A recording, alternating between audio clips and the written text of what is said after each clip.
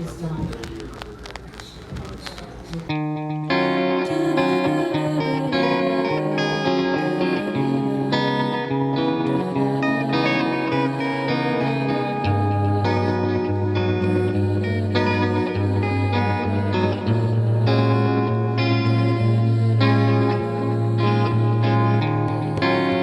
Moving beyond the definition of history itself, we should ask ourselves how history is defined in professional practice.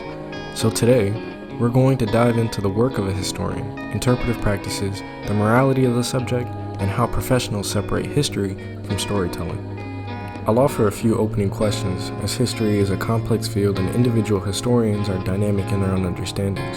So how might one approach their own interpretive conclusions? And how can we make better judgments about the content that we read? I'm going to give a preliminary warning to the viewer as we visit the Holocaust Museum, and some of the content, topics, and imagery may not be suitable for all audiences. After you gather the information, you try to kind of look at them, compare them, right? And in terms of try to ascertain their accuracy, try to make sure that you are gathering as much information as it is necessary for you to do a good job, and then you put them together, right, in a narrative. Sometimes the narrative can be a bit more analytical, right? So a bit higher level analytical statement or passage. Other times it can be a bit more descriptive, right? Like the word storytelling. My name is Wing Chong Ing. I'm a professor and chair of the history department. It's a great question. I'm thinking about how historians work, right? And interpretations and storytelling. Actually, these two are very interesting terms. I wonder if we can kind of unpack them a little bit. The reason I say that is because when you we talk about interpretation all the time. Historical study can be an interpretive exercise.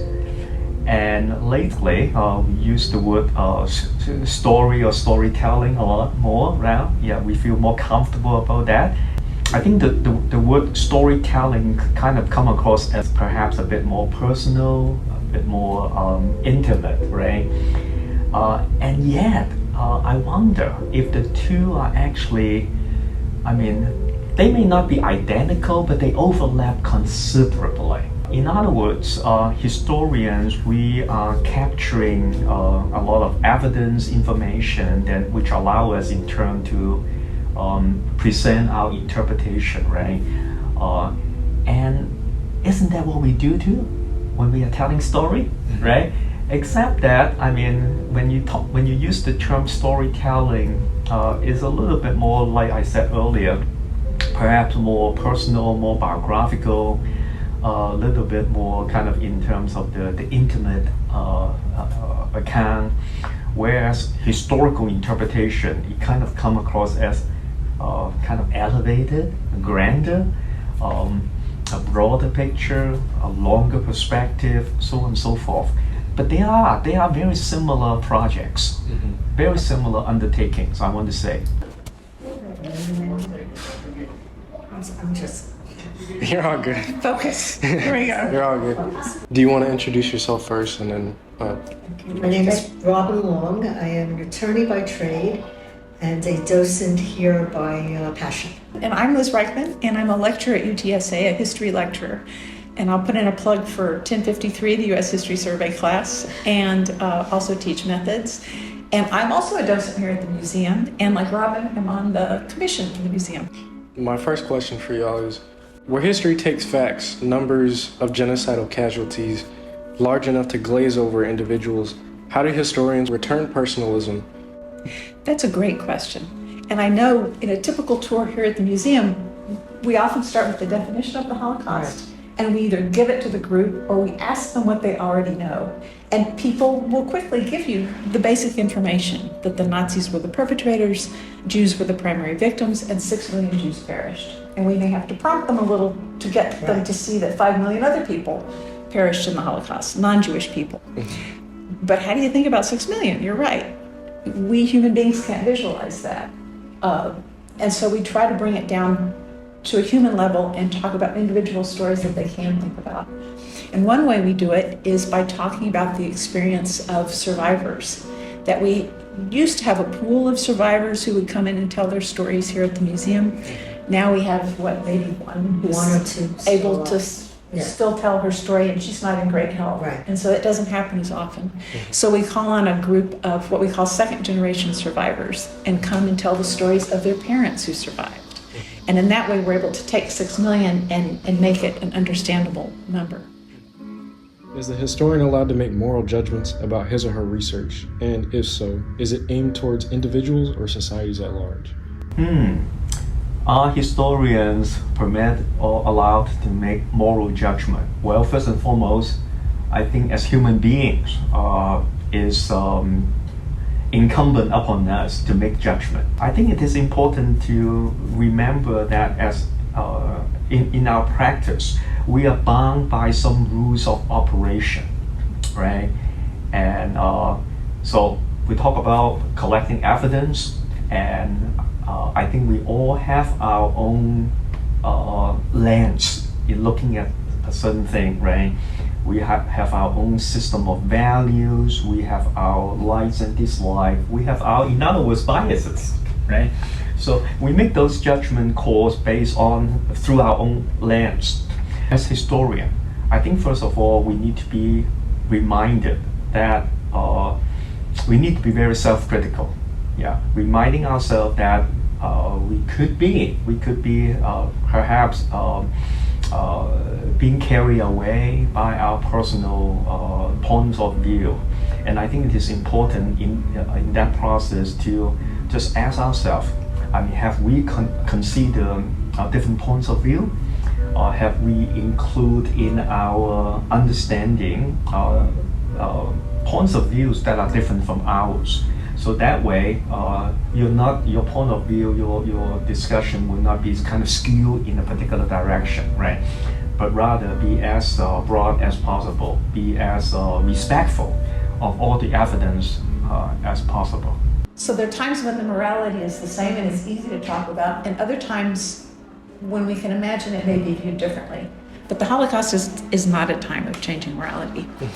We've talked about this some, that there are times when there were roles and choices in the Holocaust that seem grayer, and we can investigate what choices people made and why, like the capos, like the Sonderkommando people, Jews who had to do jobs in the camps. Or the Judenrat. Right, the Judenrat, trying to figure out who would be sent to the camp At what next. timing. You know, it was a council that ran some of the ghettos. And it was a council of Jews, so Jews had to make decisions of what was happening to our own people. And did those decisions contribute to it? Did it make it easier? There's great debate about the role of being law-abiding. It's easier to judge the past than the present. We have hindsight, like we were saying. It's Monday morning quarterbacking. It's great. But I think that the most important responsibility we have is to identify the red flags that were there. This took about 12 years, from 33, we would say, approximately 33 to 45, the end of the war. So talking about in terms of history, it's a short period of time. It's only 12 years. I think we can say there are things that are right and wrong, and I think we can say that clearly. But as Robin said, the interesting thing is to see, why did people choose the wrong path? Even if it was clear to them then that this is wrong. And they know how did they this. get swept Yeah. into it? There are gray areas, but there are times when it was still pretty clear that you were making the wrong choice.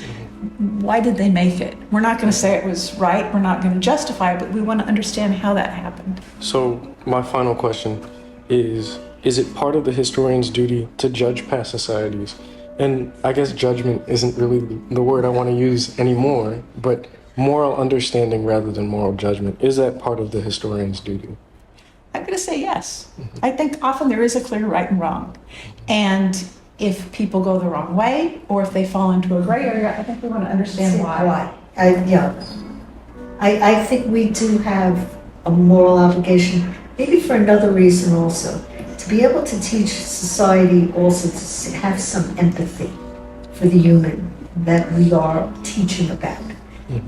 these are not just numbers. You started with that.